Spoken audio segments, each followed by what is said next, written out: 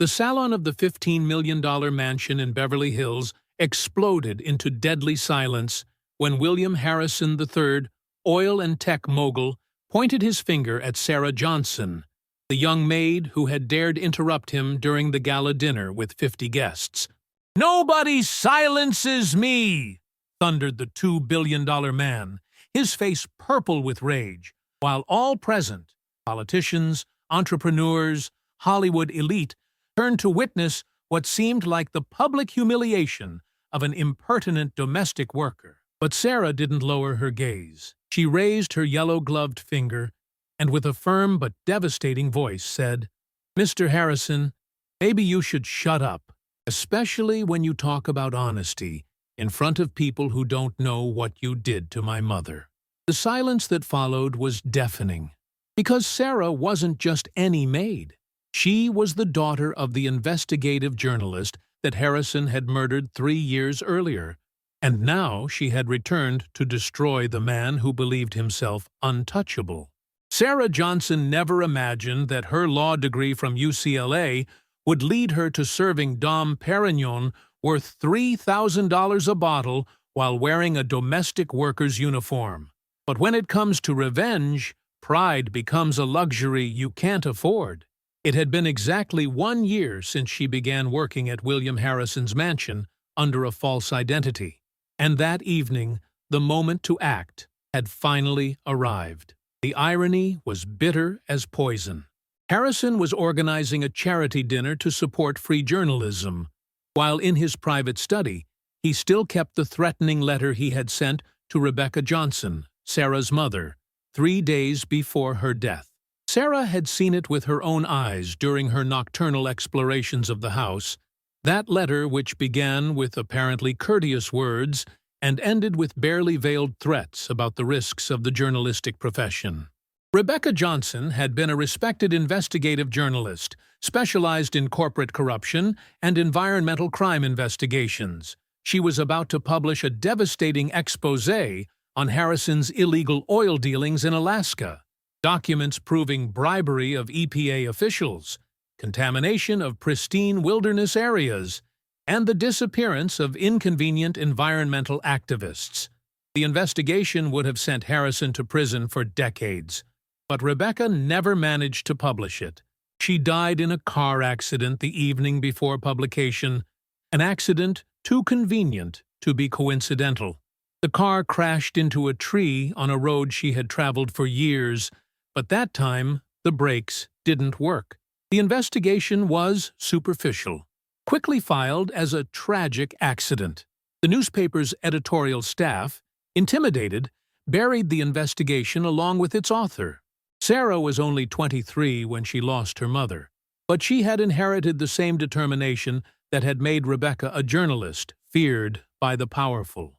In the following years, she completed her law studies while conducting her personal investigation into her mother's death. She collected evidence, interviewed witnesses, reconstructed every detail of those tragic days. When she was certain that Harrison was behind the murder, she began planning her revenge. The plan was elegant in its simplicity. Sarah applied for the maid position at Harrison's mansion using false documents showing a different identity. She was hired because no one truly suspects domestic workers. They are invisible, present, but ignored, perfect for observing without being noticed. For an entire year she had cleaned the house of her mother's killer, prepared his meals, ironed his shirts, while secretly photographing documents, recording conversations, and building a dossier that would bring down Harrison's empire. That evening was different. While serving dessert to America's most powerful men, senators, judges, tech CEOs, all conscious or unconscious accomplices of the corrupt system, Sarah felt something break inside her when the man began his speech. Harrison had stood up for the closing toast, champagne in hand, and with a solemn voice had begun talking about the importance of independent journalism. He spoke of journalists as soldiers of truth, who risked their lives to inform the public, of the importance of protecting them from threats, supporting them in their sacred mission of exposing crimes by the powerful. Sarah was collecting plates when those words reached her ears. The hypocrisy was so nauseating, she couldn't hold back. She stopped suddenly, the plate trembling in her hands, and before she realized it, said aloud what she had been thinking for months. The salon fell silent instantly. All eyes turned to her. Harrison stopped and looked at her with growing disbelief. For a moment that seemed eternal. Nothing could be heard in the mansion but the ticking of the 18th-century grandfather clock in the foyer. Then Harrison exploded. His face turned purple, his eyes bloodshot, his voice a roar that made the crystal glasses tremble.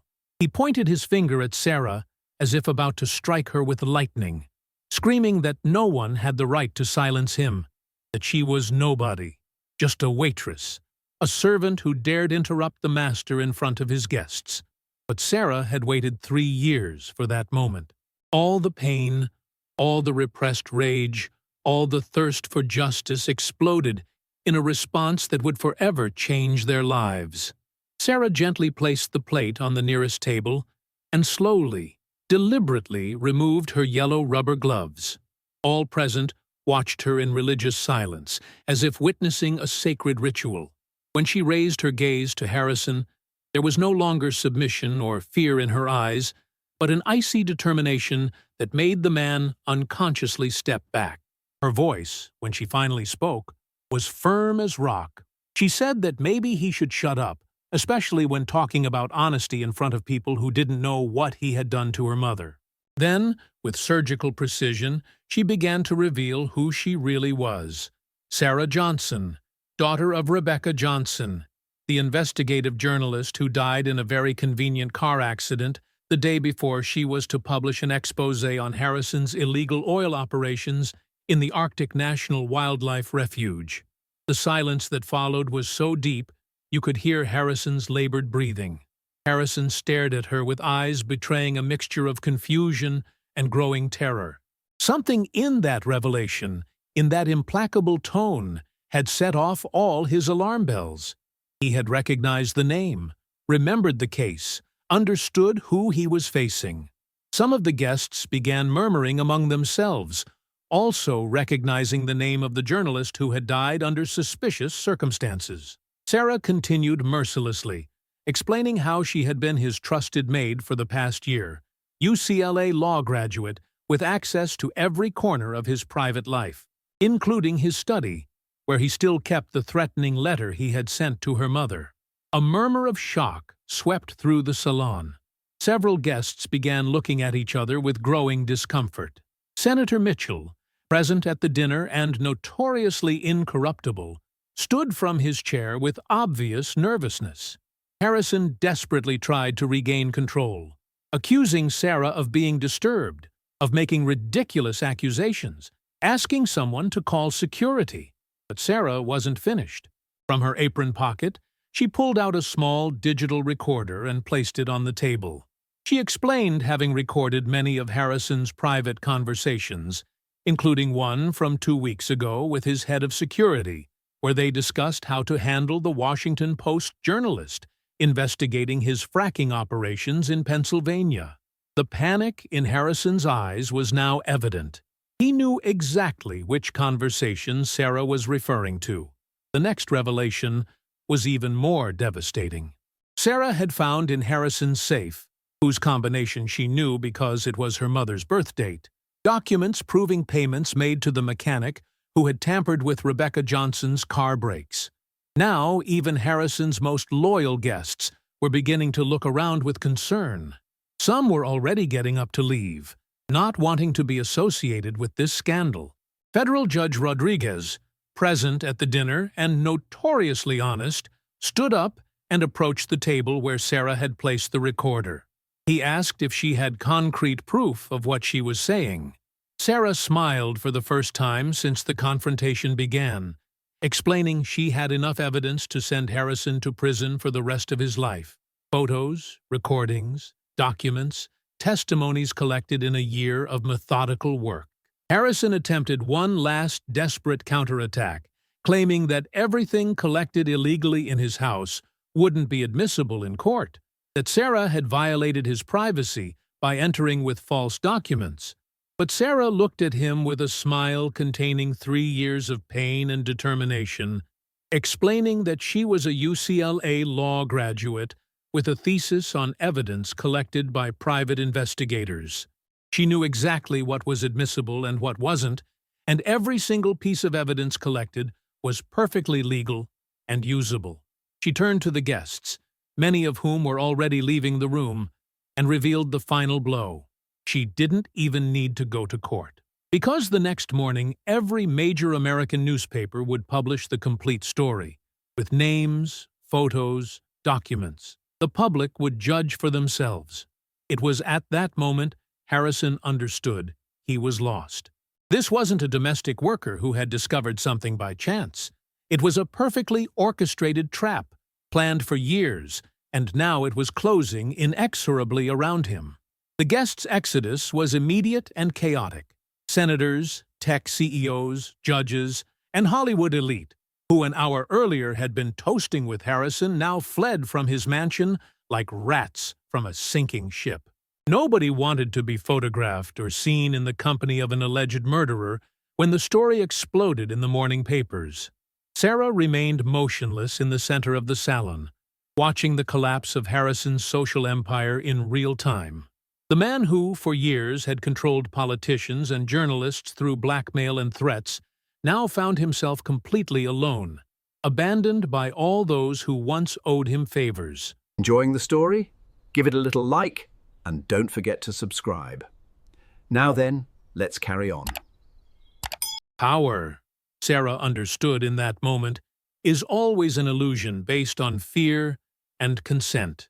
When both vanish, only a frightened and vulnerable man remains. Harrison tried one last intimidation attempt, threatening Sarah with his network of connections and resources that a girl like her couldn't even imagine. He told her he could make her disappear that very night, just like he had done with her mother. But Sarah had anticipated this reaction too. She pulled out her phone and showed the screen. Everything that had happened was being live-streamed to 12 different people, including 3 investigative journalists, 2 attorneys, and the U.S. Attorney for the Central District of California. Harrison's face contorted into an expression of pure hatred as he insulted her, accusing her of thinking she could destroy everything he had built.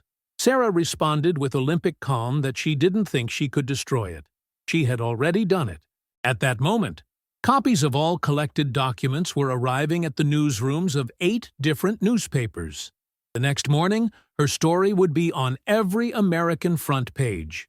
Harrison staggered as if physically struck. For the first time in 30 years of criminal career, he felt completely powerless. He tried to bribe her, offering her hundreds of millions, any amount she wanted. Sarah looked at him with contempt, explaining she didn't want his blood-stained money. She wanted justice for her mother and for all the other people he had killed or ruined to protect his business. At that moment, the sirens arrived. Sarah had called the FBI before starting her revelation, knowing Harrison might try to flee. The timing was perfect. The federal agents arrived just as the man was psychologically collapsing, finding in the salon a billionaire in a tuxedo crying like a child, and a young woman in a domestic worker's uniform watching him with absolute coldness. Harrison made one last attempt to use his influence, boasting about his relationship with senators and asking to make a phone call. But the special agent in charge had already received instructions from the U.S. Attorney, knew about the dead journalist's case, and was aware that decisive new evidence had been submitted. William Harrison III was arrested for multiple homicide, corruption, racketeering, and violation of the Clean Water Act. As the agents handcuffed Harrison, the man looked at Sarah one last time, asking if she thought destroying him would bring back her mother, if she believed this made her feel better. Sarah looked him in the eyes without blinking, explaining it wouldn't bring back her mother, but it would prevent him from killing other innocent people. And maybe, finally, Rebecca Johnson could rest in peace. Harrison's trial became a historic event for American justice. The evidence collected by Sarah during her undercover year was overwhelming. Recordings, financial documents, threatening letters, even compromising videos. The most devastating testimony came from the mechanic who had tampered with Rebecca Johnson's car, a 70-year-old terminally ill man who confessed everything after seeing the story on the news. Sarah testified with icy coldness, recounting every detail of her plan, without her voice ever trembling. The defense desperately tried to discredit her as an unstable woman obsessed with revenge, but every attack shattered against the solidity of the evidence. The verdict was unanimous: guilty of multiple murder, corruption, racketeering. Sentence: life without parole. Harrison collapsed in front of the cameras, while Sarah finally felt the peace she had been seeking for 3 years.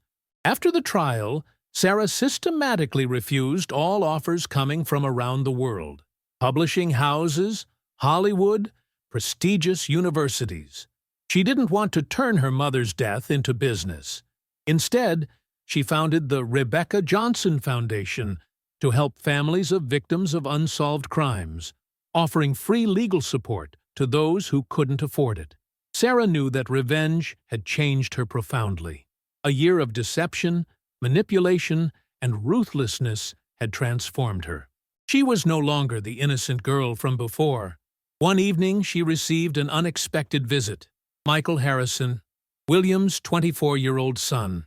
The young man had come to thank her. He explained that his father had always been a monster, that for years he had suspected his criminal activities, but never had the courage to investigate. Sarah had done what he couldn't: stop a killer.